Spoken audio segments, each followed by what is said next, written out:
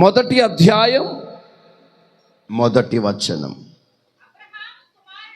అబ్రహాము కుమారుడగు, ఈ మైక్ బిడ్డకు అందించండి అన్న. అబ్రహాము కుమారుడగు దావీదు, షాక్ కొడుతుందా? ఇంకొక కార్డ్లెస్ లేదా? దావీదు కుమారుడైన యేసుక్రీస్తు వంశావళి. చాలు చాలు, ఇక బైబిల్ పక్కన పెట్టండి. ఎవరు బైబిల్ చూడాల్సిన పని లేదు, పక్కన పెట్టండి. తలకాయలు పైకెత్తండి, నా వైపు చూస్తూ నా మాటలు శ్రద్ధగా వినాలి. ఇదొకసారి అందరు నా వెనక ఈ మాటలు గట్టిగా చెప్పండి. అబ్రహాము కుమారుడగు దావీదు కుమారుడైన యేసు ప్రభు వంశావళి. చాలు, ఏముంది మాటల్లో?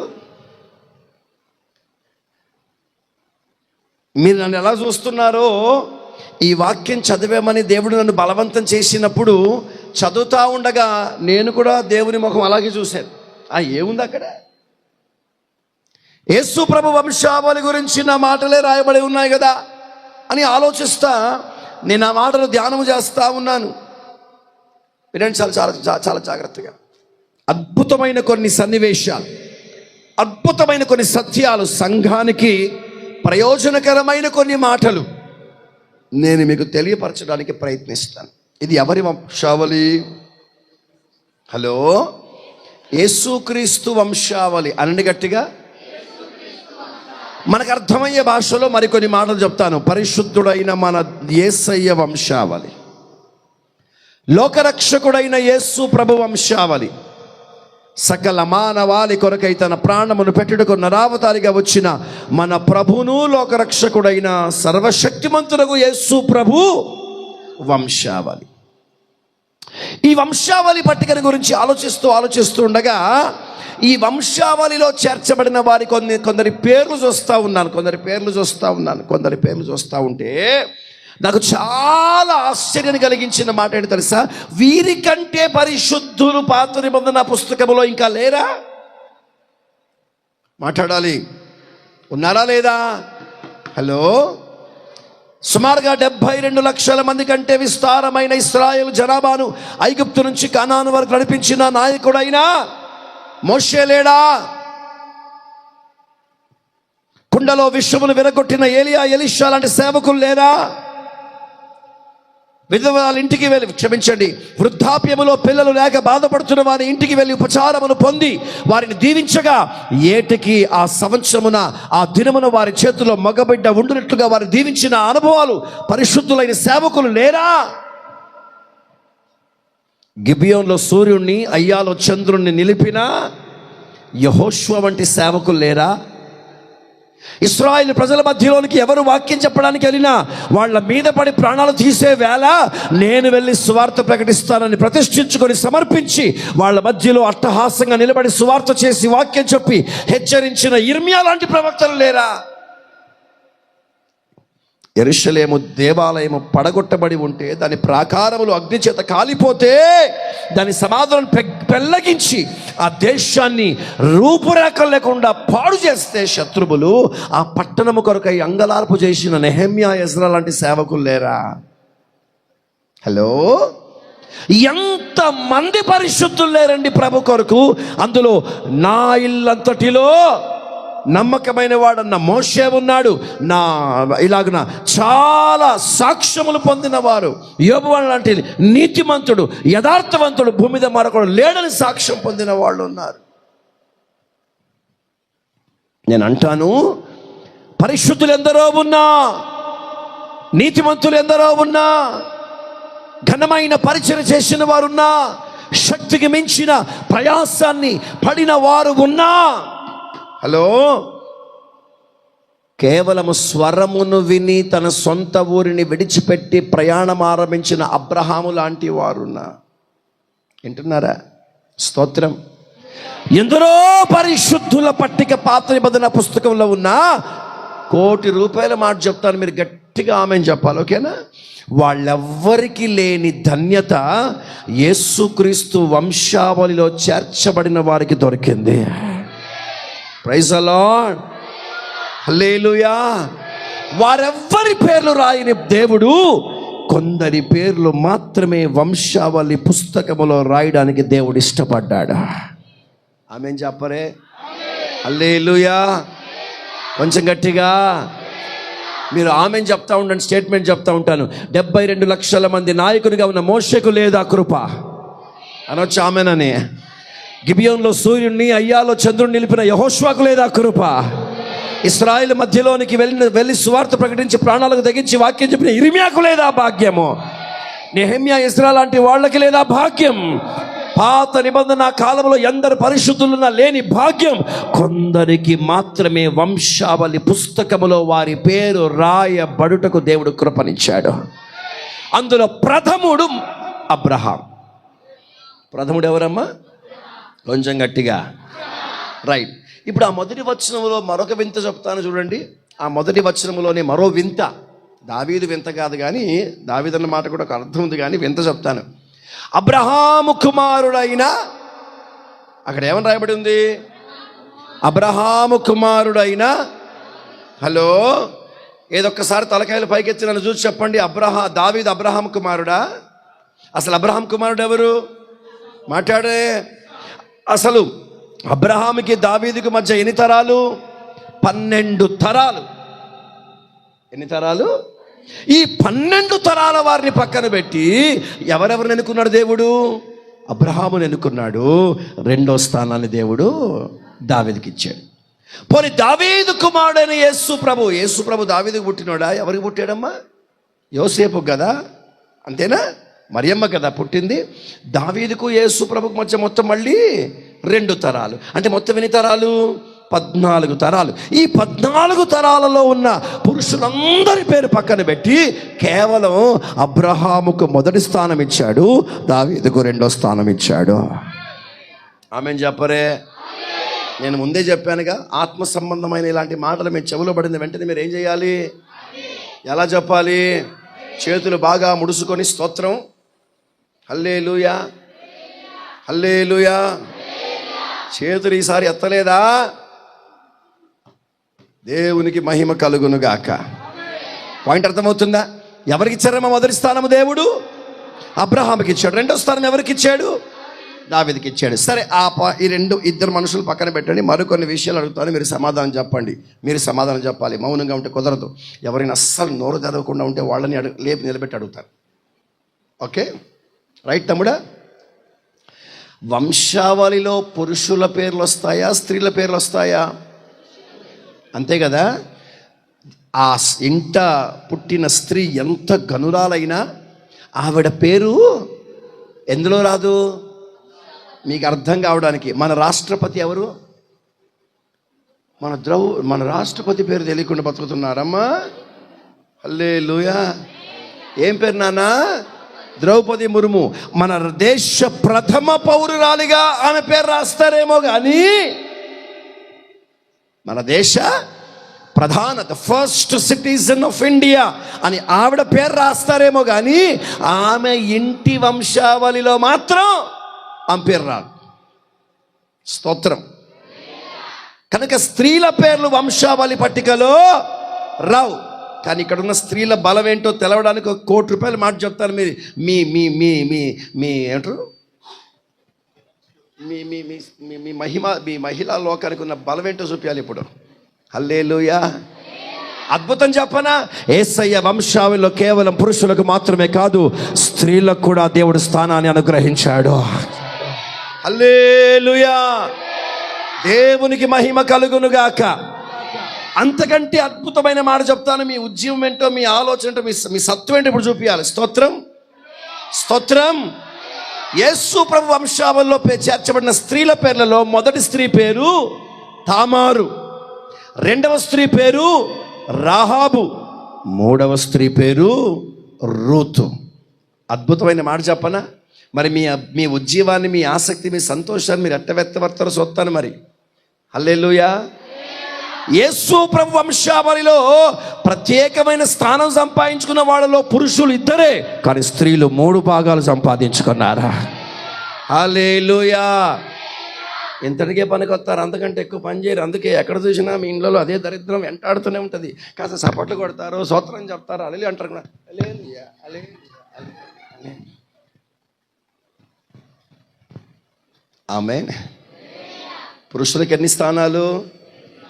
స్త్రీలందరికీ ప్రైజ్ ది లార్డ్. స్తోత్రం చెప్పరే. దేవునికి మహిమ కలుగునుగాక. ₹1,00,00,000 మాట చెప్తాను, నచ్చితే ఉజ్జీవంగా ఆమేన్ చెప్పాలి. యేసు ప్రభు వంశావళిలో సమానమైన కృప పొందే అధికారం దేవుడు మనందరికీ అనుగ్రహించాడు. హల్లెలూయా.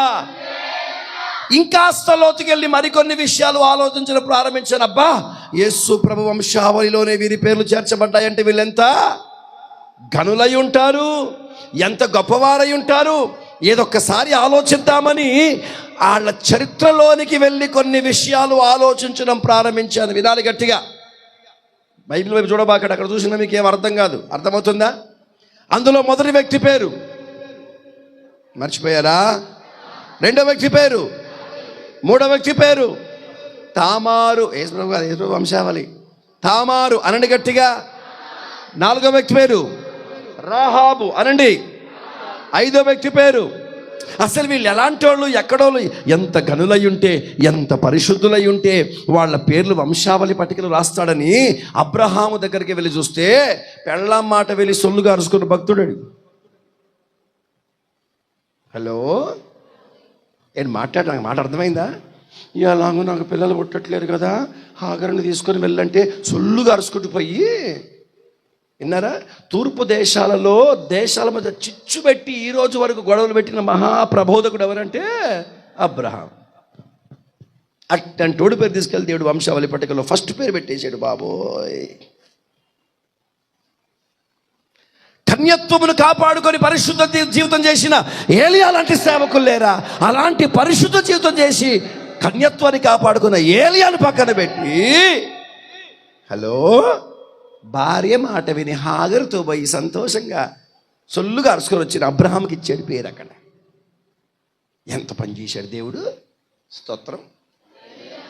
సర్లే, భార్య మాట విన్నాడులే, ఏం చేస్తాడులే, పాపం చేసేది ఏమి లేక భార్య పెత్తనం ఎక్కువ ఇంట్లో అనుకుందాం. రెండో వ్యక్తి దగ్గరికి వద్దాం. ఎవరతను? దావీదు. సొత్తె 4 అడుగులు పొట్టాడు, కనపడ్డ ప్రతి ఆడదాని మీద పడ్డాడు. స్తోత్రం. బేర్షబా కావాలా, ఊరియా భార్య కావాలా, అందగత్తె కనబడితే చాలు. స్తోత్రం. పోనీ వాడేవై నాలాగా అందగాడా? ఏంటి అలా అవుతారేంటి? కాదంటారా? స్తోత్రం. నా హైటు లేదు, నా వెయిట్ లేదు, నాలాగా అందము లేదు, రంగు లేదు, 4 అడుగుల పొట్టోడు, బట్టతల, ఒంటి నిండా రోగాలు. కీర్తనల పుస్తకంలో ఒక అధ్యాయం అంతా కూడా తనకున్న రోగాలన్నీ వివరిస్తాడు. నాకు గుండెపోటు ఉంది, నా రక్తపోటు ఉంది, నాకు సైనస్ ఉంది, నాకు మైగ్రేన్ ఉంది, నాకు నరాల ప్రాబ్లం ఉంది, అన్ని రోగాలు ఉన్నాడు. మాత్రం కనపడ్డ ప్రతి ఆడదానికి పడ్డాడు. అట్టంటోడు పేరు తీసుకొచ్చి వంశావళిలో పెట్టాడు దేవుడు. ఎంత ఘోరం అంటే. హల్లెలూయా. స్తోత్రం. మాట్లాడరే. ఈ 72 లక్షల మంది ఇశ్రాయేలు ప్రజలను కానాను తీసుకెళ్ళడానికి ఉన్న భార్యనే విడిచిపెట్టి వచ్చిన మోషేను పక్కన పెట్టి, హల్లెలూయా, కావలసినంత తిరిగిన దావీదు పేరు పెట్టేసాడు అక్కడ. నాకు అర్థం కాలేదు. సరే, ఇంకాస్త ముందుకెళ్ళాను. మూడో వ్యక్తి పేరు కొంచెం గట్టిగా. ఒక మంచి మర్యాద గల కుటుంబములో పుట్టి పెరిగి ఒక మర్యాద గల ఇంటికి కోడలుగా వెళ్ళి చివరికి ఒక్క రాత్రి కొరకు వేశ్య రూపాన్ని దాల్చిన తామారు పేరు తీసుకెళ్ళి వంశావళి పట్టికలో పెట్టాడు. అయ్యో, పాపాన్ని విడిచిపెట్టి పరిశుద్ధ జీవితం చేయడానికి వస్తే పేరు పెట్టాలి, కానీ యథార్థమైన జీవితం విడిచిపెట్టి పాపము చేయడానికి వరుగులు పెట్టిందే తామారు పేరు తీసుకొచ్చి వంశావళి పట్టికలో పెట్టాడే. స్తోత్రం. 4వ వ్యక్తి దగ్గరికి వెళ్దాం. ఎవరమ్మా? ఆమె ఒక్క రాత్రి కొరకే వేశ్య రూపం దాల్చింది. ఈమె వృత్తిరీత్యా వేశ్య. పాపిష్టి దేశంలో, పాపిష్టి మనుషుల మధ్య పాపిష్టి జీవితాన్ని చేస్తున్న పాపిష్టి రాహాబు పేరు తీసుకెళ్ళి దేవుడు వంశావళిలో పెట్టాడు. ఇంకా 5వ ఆమె ఎవరమ్మా? ఎక్కడి నుంచి వచ్చింది? కొంచెం గట్టిగా. 10 తరముల వరకు దేవుని మందిరములో అడుగు పెట్టుటకు నిషేధింపబడిన జాతి. ఏ జాతి? మోయాబు జాతి.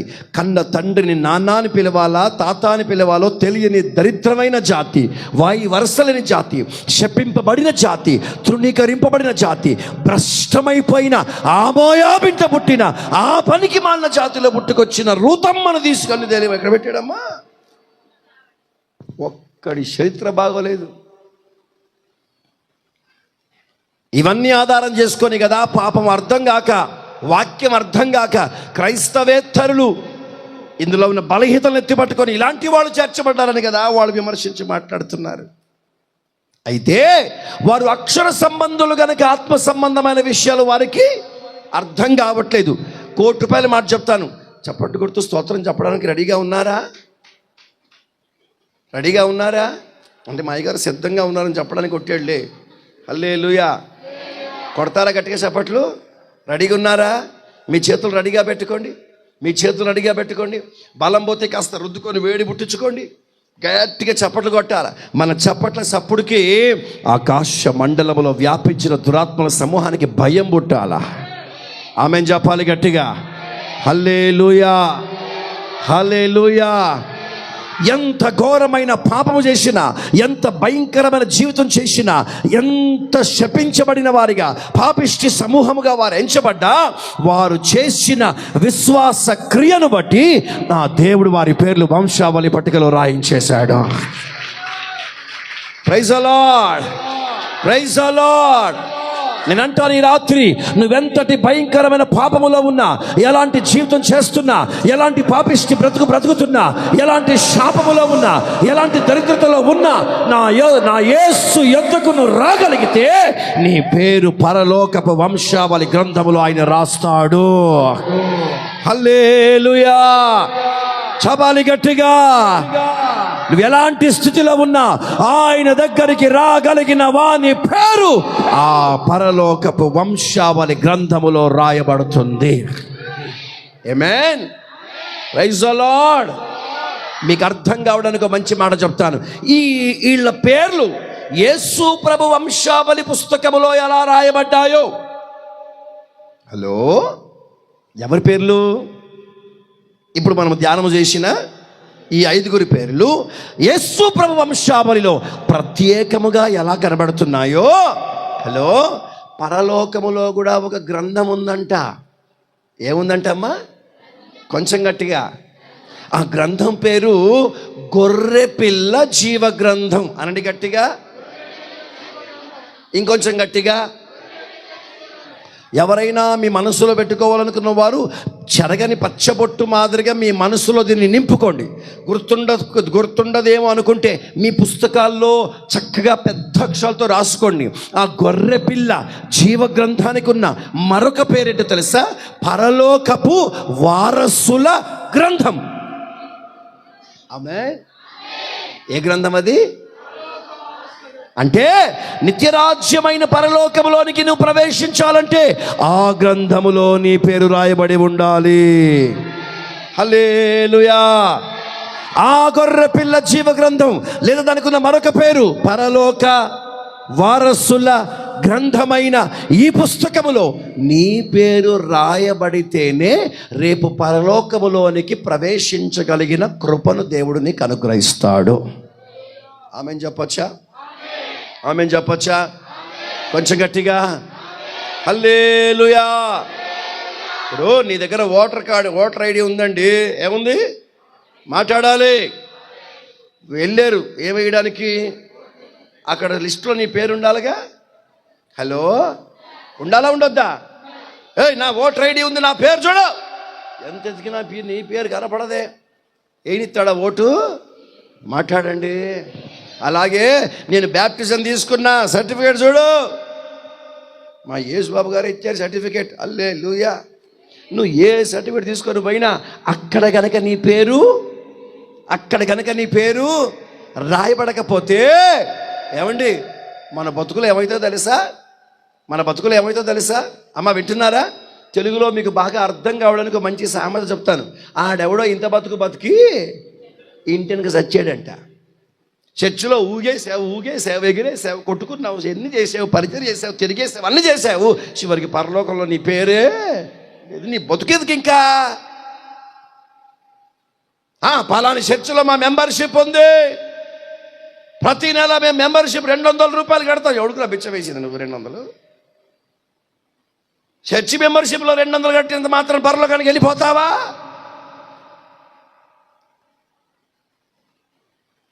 ఇక్కడ సంఘములో కల్వరి ఏం చర్చి నాయనా? కల్వరి ప్రార్థనా మందిరములో పాస్టర్ గారి దగ్గర ఉన్న విశ్వాసుల పుస్తకం మాదిరి ఉంటుందిగా, లిస్ట్ ఉంటుందిగా, పలాని ఫ్యామిలీస్ ఉంటుంది కదా, అందులో నీ పేరున్నా పరలోకం చేరవు బంగారం. పరలోకం చేరాలి, మహిమలో ప్రవేశించాలి, ప్రభుతో ఉండాలంటే నీ పేరు పరలోకపు వంశావళి పుస్తకం అనండి గట్టిగా. రెండోసారి, మూడోసారి.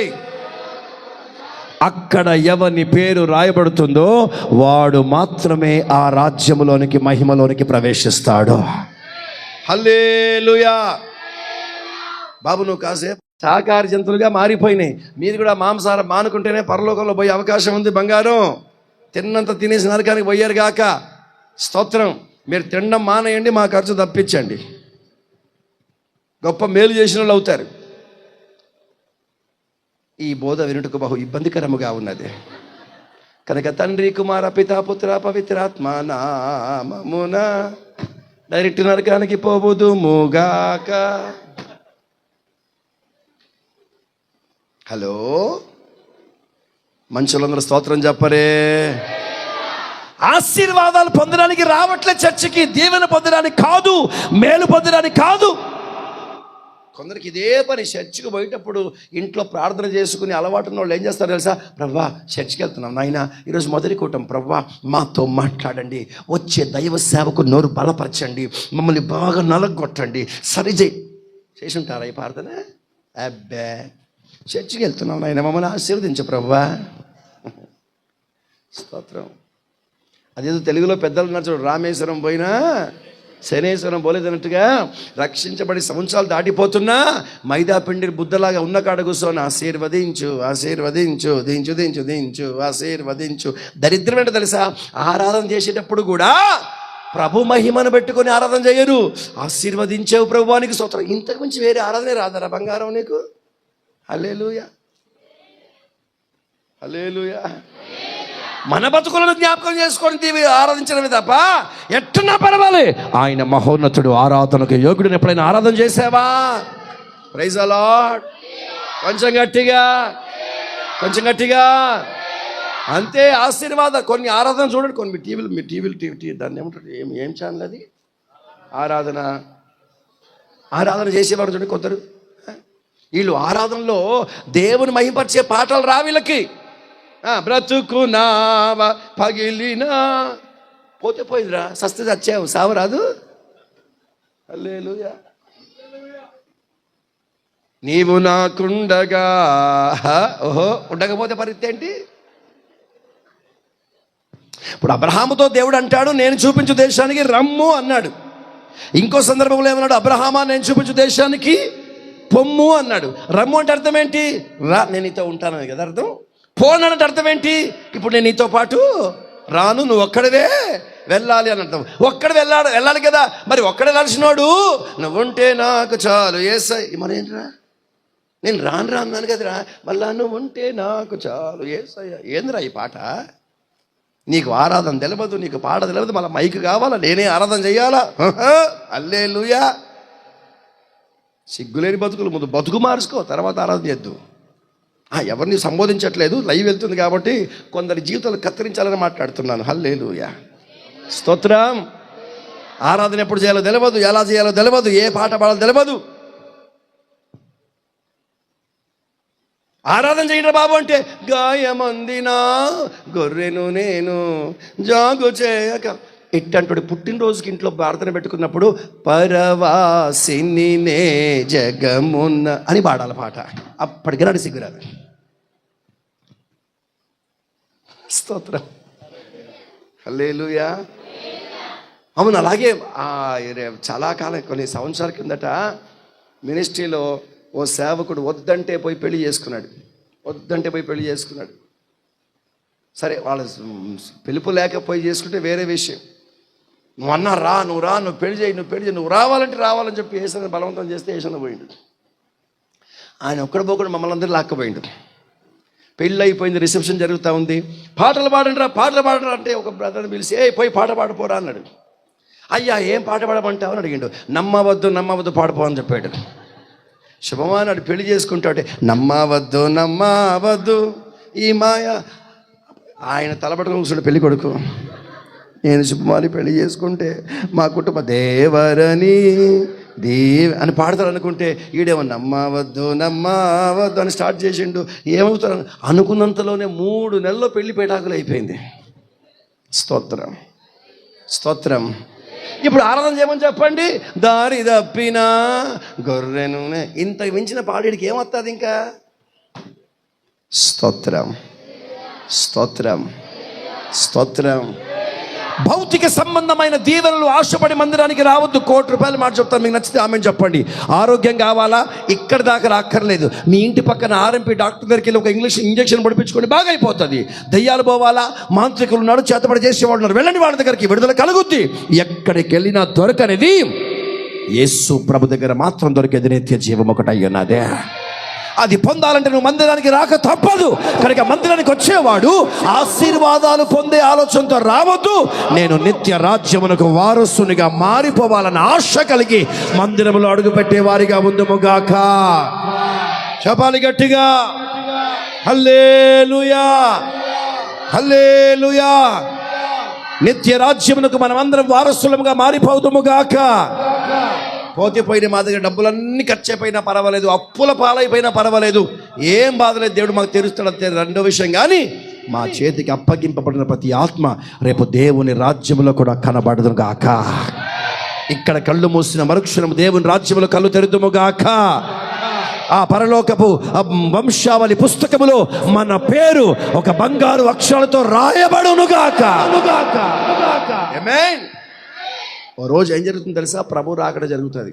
మధ్యాకాశానికి వస్తాడు, సంఘం ఎత్తబడుతుంది. ఈ ఎత్తబడే సంఘము మహిమలోకి చేరాలంటే పరలోకములో గ్రంథాలన్నీ ఒకరోజు చెప్పాలి గట్టిగా. అప్పుడు ఏం చేస్తారు? అంత్యదీనమందు దూతబూరను దూచుండగా నిత్యవాసరంబు తెల్లవారగా రక్షణొందుచున్న వారి పేర్లు పిల్చుచుండగా నేను కూడా చేరియుందునచట. నేను కూడా చేరియుందు, నేను కూడా చేరియుందు, నేను కూడా చేరియుందు, నేను కూడా చేరియుందునచట. చేతులెత్తి గట్టిగా స్తోత్రం చెప్పండి. పరలోక రాజ్యంలోనికి మనం ప్రవేశించే సమయం వచ్చినప్పుడు గ్రంథాన్ని తెరిచి ఏం చేస్తాడంట దేవుడు? హలో, ఏం చేస్తాడంట? ఒక్కొక్కరి పేర్లు పిలుస్తాడు. నన్ను చూడకుండా చూస్తారేంటి? ఒక్కొక్కరి పేర్లు కొంచెం గట్టిగా. ఆ పేర్లు పిలిచినప్పుడు ఎవరి పేరు వినపడాలి? కొందరు నా పేరుని కాస్త నెమ్మదిగా గుసగుసలాడుతూ చెప్పారు.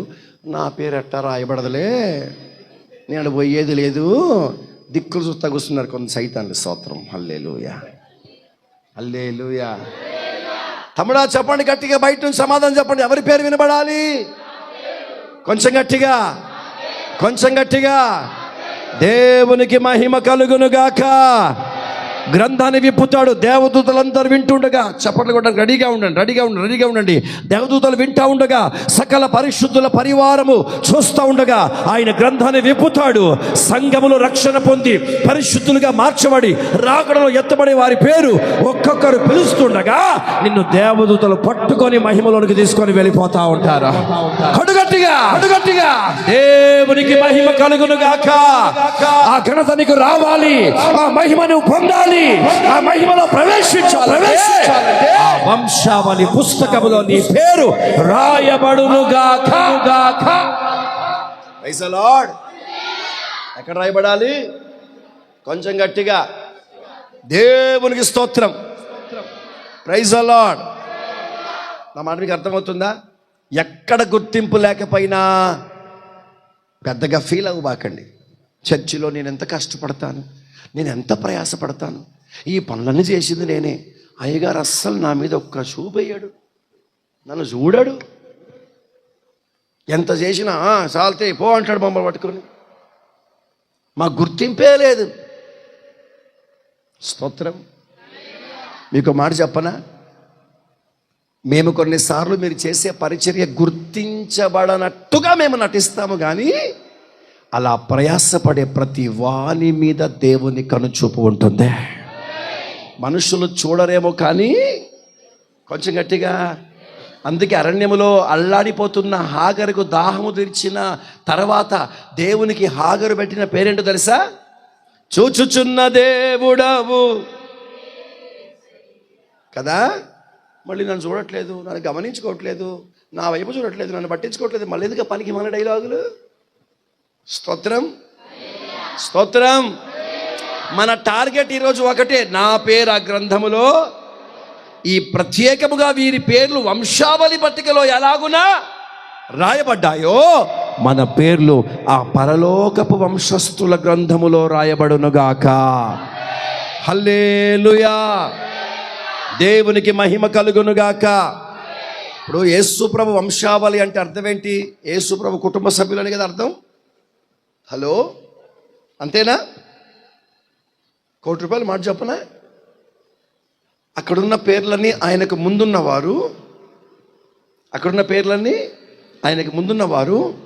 ఈ గొర్రెపిల్ల జీవ గ్రంథంలో రాయబడుతున్న వారందరూ ఆయన తర్వాత వారు. స్తోత్రం. మా తండ్రుల పేరు నాకంటే ముందుంటుంది, నా పిల్లల పేరు తర్వాత ఉంటుంది. వీళ్ళైనా నా వంశమే, వాళ్ళైన వంశమే. వాళ్ళు ముందున్న వాళ్ళు, మనము తర్వాత ఉన్న వారము. ఎట్టుకేలకు ఆయన కుటుంబ సభ్యులుగా మనం మార్చబడబోతున్నాం. అలా జరగాలి అంటే నీ పేరు గొర్రెపిల్ల జీవగ్రంథంలో.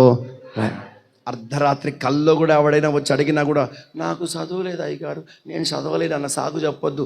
ఈ మాట చెప్పాలి. పరలోకంలో ఎవడు పోతాడమ్మా? పరలోకంలోనికి ఎవరు ప్రవేశిస్తారు? చెప్పాలి గట్టిగా. గొర్రెపిల్ల జీవగ్రంథములో ఎవరి పేరు? చర్చిలో సాక్ష్యాలు చెప్పిన వాళ్ళు కాదు, స్తోత్రం. పరిచయం చేసిన వాళ్ళు కాదు, ఆరాధన చేసేవాడు కాదు, నాలా ప్రసంగాలు చేసేవాడు అసలే కాదు. స్తోత్రం. వింటున్నారా? నీ పేరు గొర్రెపిల్ల జీవగ్రంథములో రాయబడునుగాక. రాకడ దినాలు సమీపముగా ఉన్నాయి. ప్రభు ఎప్పుడొస్తాడో తెలీదు. ఆయన వచ్చి గ్రంథాన్ని విప్పి పేర్లు పిలవాలి. ఆలస్యము కాకమునిపే నీ పేరు అక్కడ రాయబడ్డానికి మనం ప్రయాసపడే వారిగా ఉందుముగాక. మంచిది. కానీ మన పేరు ఆ గ్రంథంలో ఎప్పుడు రాస్తాడు? హలో, ఎంతో ఘనమైన సేవ చేసిన గొప్ప గొప్ప సేవకుల పేర్లు రాయకుండా ఈ 5 పేర్లు ఎందుకు రాశాడు? హలో, ఎక్కడా వంశావళిలో ఈ 5 పేర్లు రాయడం గల కారణం ఏంటి? అసలు వీళ్ళు ఏం చేస్తే వీళ్ళ పేర్లు వంశావళి పట్టికలో రాయబడ్డాయి? వాళ్ళ దగ్గరికి వెళ్ళి అడుగుదాం. అబ్రామా, మరే రేపు నా పేరు కూడా గొర్రెపిల్ల జీవగ్రంథంలో రాయబడాలి కాబట్టి అసలు వంశావళి పట్టికలో నీ పేరు ఎలా రాయబడని చెప్పు. నీ దగ్గర కొన్ని పాఠాలు నేర్చుకుందాం. స్తోత్రం. మీకు అర్థం కావడం చెప్తాను. ఇప్పుడు పరీక్షలు 10th క్లాస్ ఎగ్జామ్స్ రాస్తున్నాను అనుకోండి. 10th క్లాస్ ఎగ్జామ్స్ పరీక్షలు రాసిన వాళ్ళు ఎవరు ఉన్నారు? ఇక్కడ చేతులు పైకి ఎత్తండి. 10వ తరగతి పరీక్షలు రాసిన వాళ్ళు ఉన్నారు ఎవరైనా? రాసావా? బాగా రాసావా? గెలిసావా? స్తోత్రం అయిపోయావా? ఏదైనా స్తోత్రమే ప్రభుకి. స్తోత్రం. హల్లెలూయా. ఇప్పుడు ఎగ్జామ్స్కి ప్రిపేర్ అవుతున్నప్పుడు మీరు ఏం చేస్తారు? మీకంటే ముందు పరీక్షలు రాసిన వాళ్ళ దగ్గరికి వెళ్ళి ఎలాగుంటుంది, ఎలా రాయాలి అడుగుతారా? అడగరా? అడగకపోయినా మనకు బుక్ దొరుకుతుంది. ఏమంటారు దాన్ని? గైడ్ అంటారు. ఏమంటారు దాన్ని? గైడ్ అంటే అర్థం ఏంటి? ఇది వరకు పాత ఎగ్జామ్స్లో ఏం ప్రశ్నలు వచ్చాయి, ఎలాంటి ప్రశ్నలు వచ్చాయి, అవన్నీ ముందుగా మీకు ఎలా రాయాలి అవన్నీ ఒక ఆలోచన చూపించడానికి గైడ్ అమ్ముతారు. అంతేనా?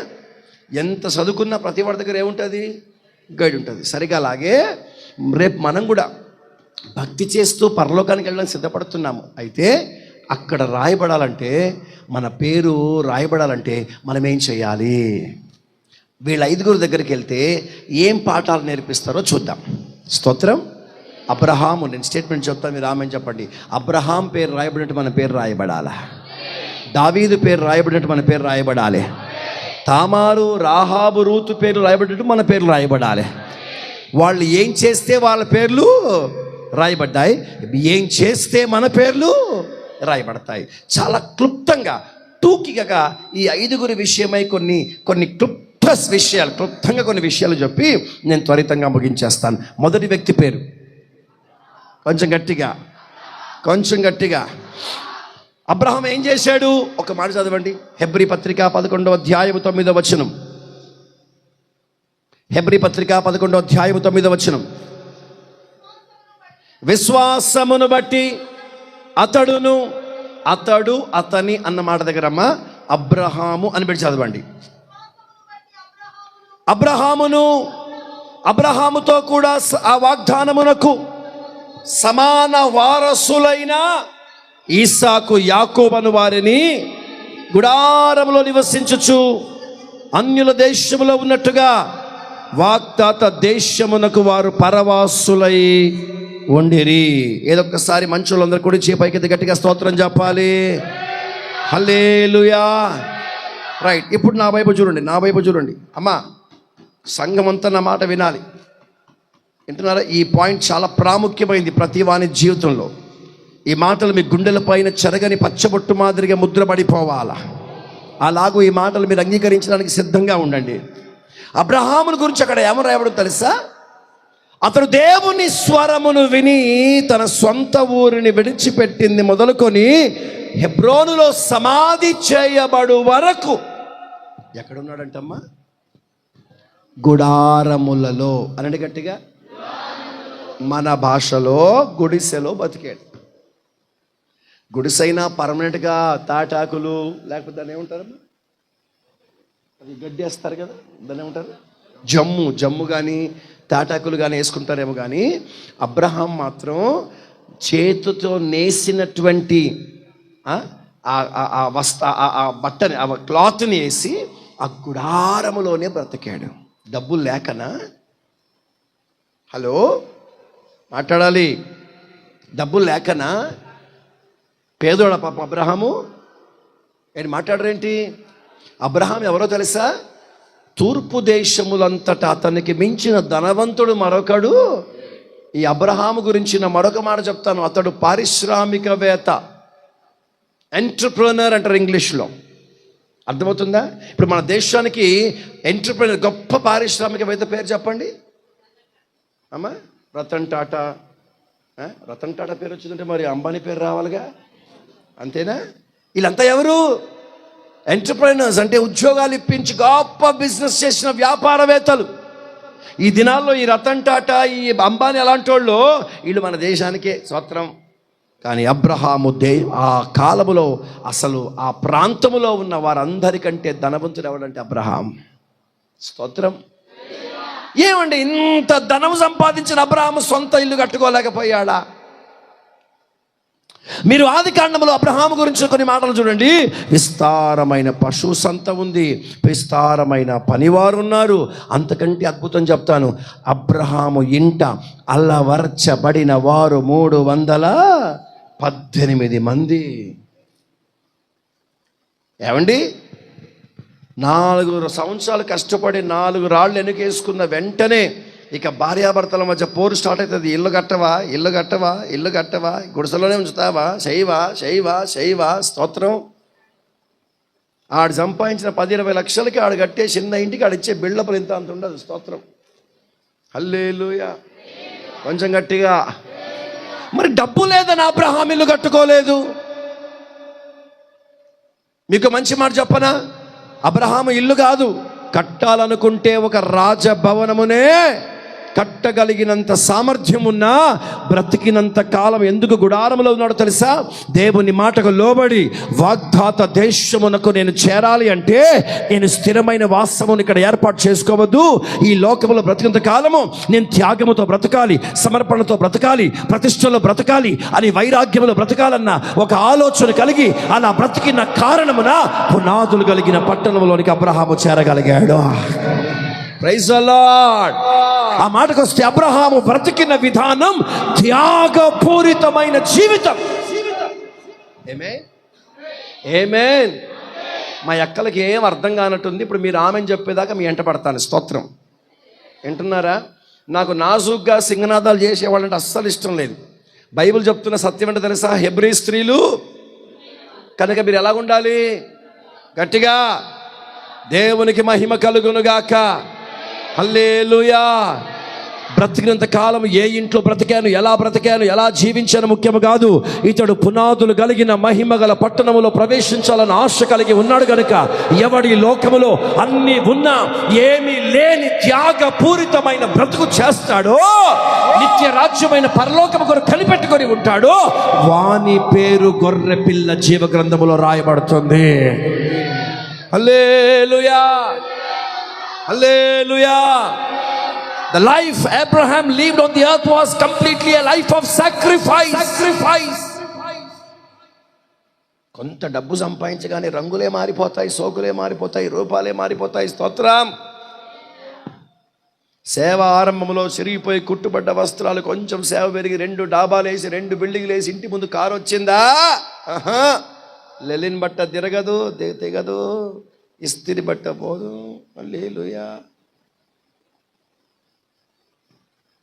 ఆమేన్. అబ్రహాము మనస్సు సంపాదన మీద లేదు, అబ్రహాం మనస్సు ఇంటి మీద లేదు, బ్రతుకు మీద లేదు. నేను పునాదులు కలిగిన పట్టణంలోనికి ప్రవేశించాలి.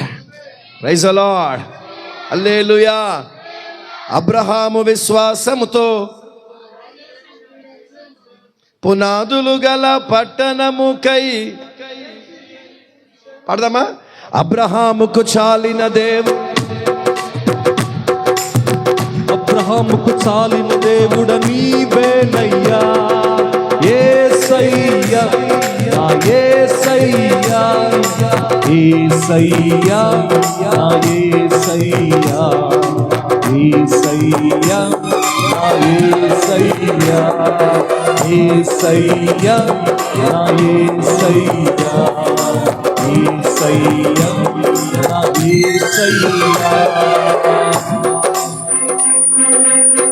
హల్లెలూయా. ఇప్పుడు చెప్పండి, అబ్రహాము పేరు వంశావళిలో రాయబట్టగల కారణం ఏంటో తెలుసా?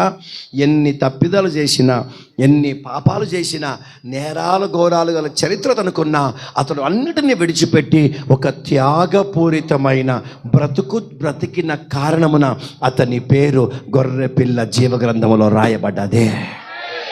స్తోత్రం.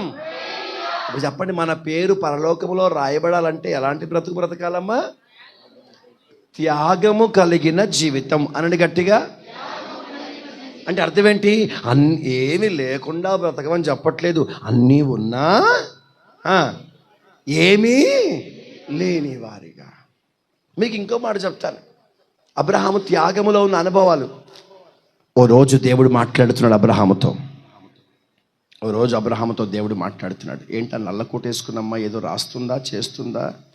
స్తోత్రం, హల్లెలూయా. తలకాయ తీసేస్తాను ఏమనుకున్నావు? ఆల్రెడీ నీ నల్లటి గోర్లు నా కంట్లో పడ్డాయి. స్తోత్రం. మీ అయ్యగారు అంతా ప్రేమగలడు కాబట్టి మీరు ఆడిందే ఆట, పాడిందే పాట అయిపోయింది. ఆయనంతా ప్రేమరాజ్యం, నాదంతా ధర్మశాస్త్రం. ఆయన చూసి మీరు మోసపోకండి. నేను చాలా అందంగా ఉన్నా, చాలా డేంజర్ గాడిని. ఎందుకు నా పేరు? అందంగా లేదనా, డేంజర్ గాని కాదనా? స్తోత్రం. మంచులందరూ స్తోత్రం చెప్పాలి సంతోషంగా.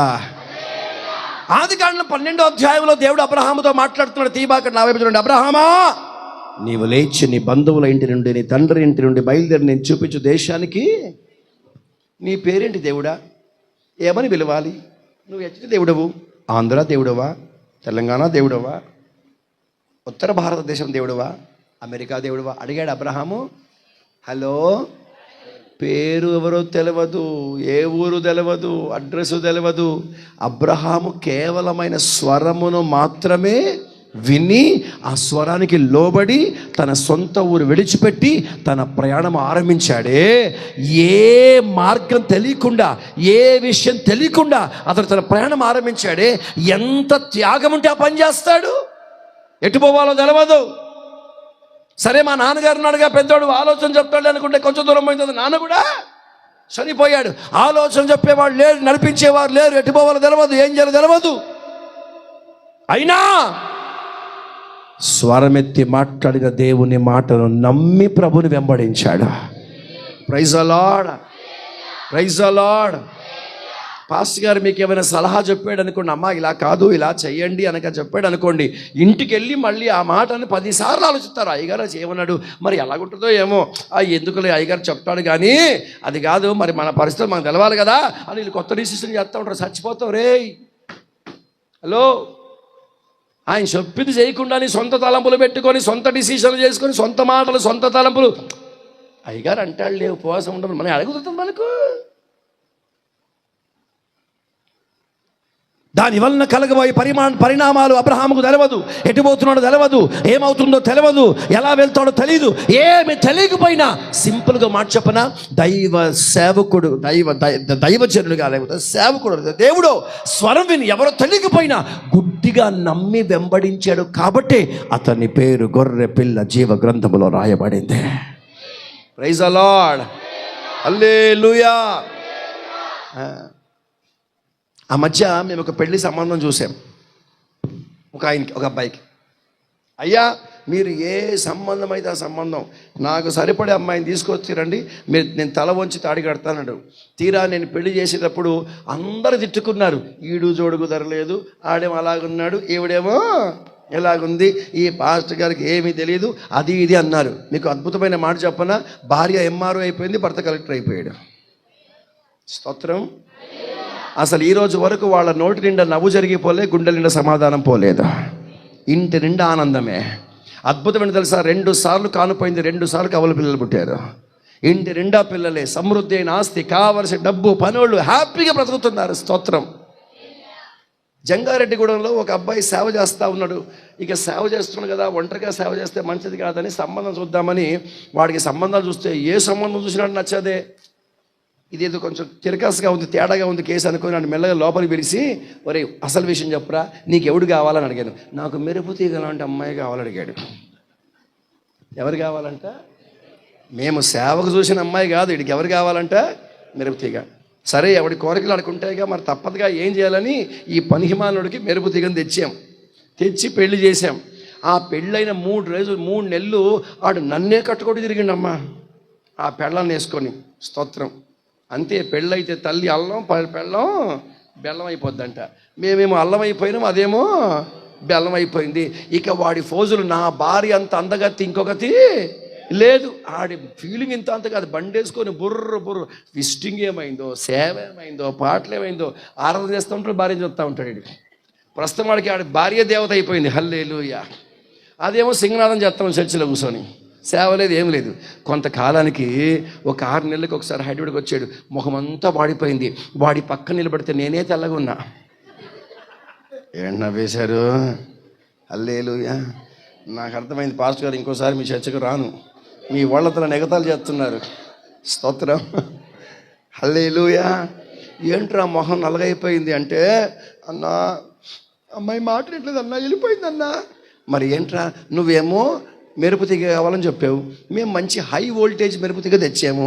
ఇప్పుడు వాడికి ఏం చేస్తుంది, రోజు షాక్ కొడతా ఉంది. అది ఎత్త తట్టుకోలేక ఏముందినా గొర్రెను నేను సిగ్గులేనుడా. మరి సేవ చేసేవాడికి నీకు ఎలాంటి అమ్మాయి కావాలి? సేవ పిలుపున్న అమ్మాయి కావాలి. నీకు దొరకలేదు, సేవకుడు తెచ్చాడు, నువ్వేం చేయాలి? గుడ్డిగా తల వంచి తాడి కట్టాలా. మనం తాడి కట్టేది కాక ఏదో అలవాటు ఏమంటారు, అలవాటుగా ఉపయోగించే మాట ఉపయోగించాను. స్తోత్రం. తల వంచి పెళ్లి చేసుకోవాలంతే. గుడ్డిగా అబ్రహాము దేవుణ్ణి ఎలా నమ్మాడు? ఆ మాట చెప్పడం ఎలా అమ్మాడమ్మా? కొంచెం గట్టిగా హల్లెలూయా.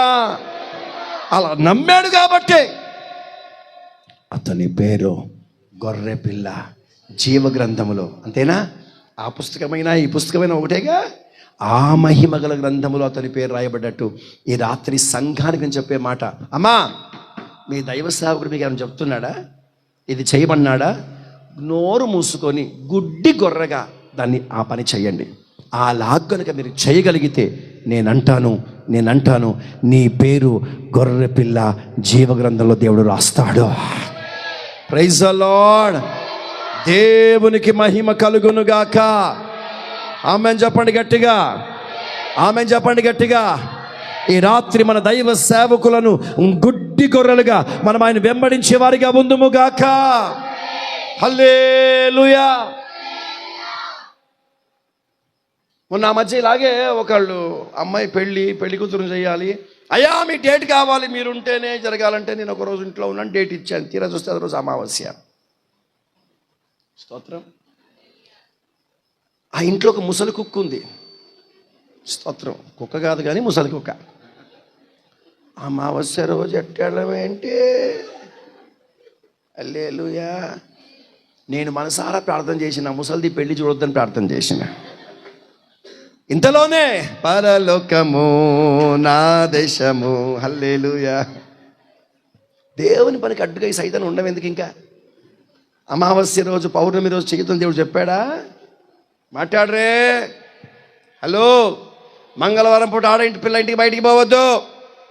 బైబిల్ చెడిపెట్టారేంటి? మంగళవారం పూట ఆడవాళ్ళు బయటికి పోవద్దుగా ఈవేళ, ఇంట్లో పడి జావు. స్తోత్రం. శనివారం పూట అప్పు ఇవ్వకూడదు నాన్న.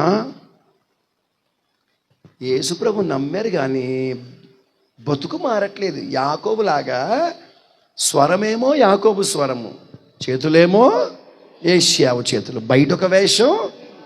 దండం పెట్టి చెప్తున్నానమ్మా, గుడ్డిగా వెంబడించండి ప్రభువుని. ఆమెన్ చెప్పరే?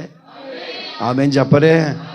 మీకు మంచి మాట చెప్తాను, గట్టిగా ఆమెన్ చెప్పాలి. ఓకే, ఒకవేళ మేమిచ్చిన సలహా తప్పైనా, ఇటు వెళ్ళబాకరా అటు వెళ్ళని చెప్పినా, ఇటు దారి లేక ఎక్కడైనా గుంటలో పడి ప్రాణం పోయే ప్రమాదం ఉన్నా, దైవజనులు చెప్పారు కాబట్టి ఎలాగైనా వారి మాట లోబడి వెళ్ళాలి గనక, ఆ లోబడి మనసు నీకుంది గనక ప్రమాదకరమైన అపాయకరమైన మార్గాన్ని నీ కొరకు ఆశీర్వాదకరమైన మార్గముగా మార్చగలిగిన దేవుడు ఆయన.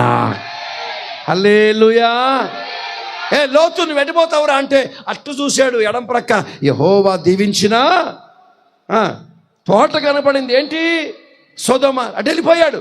ఇటు అబ్రహాము కళ్ళెత్తి చూస్తే ఏముంది? ఎడారి. అమ్మో ఎడారా, ఎటపోవాలి? దేవుడు ఎడారి వెళ్ళమంటాడు. నువ్వు రాంగ్ డైరెక్షన్ చూపించావు, దేవా మార్చావు, నువ్వు చూడొకసారి అన్నాడు అబ్రహాము. పర్వాలే, నన్ను ఎడారికి వెళ్ళమంటున్నాడా? గుడ్డి గొర్రెగా వెళ్ళిపోతాను. మీ చేతులు రెడీగా పెట్టుకోండి.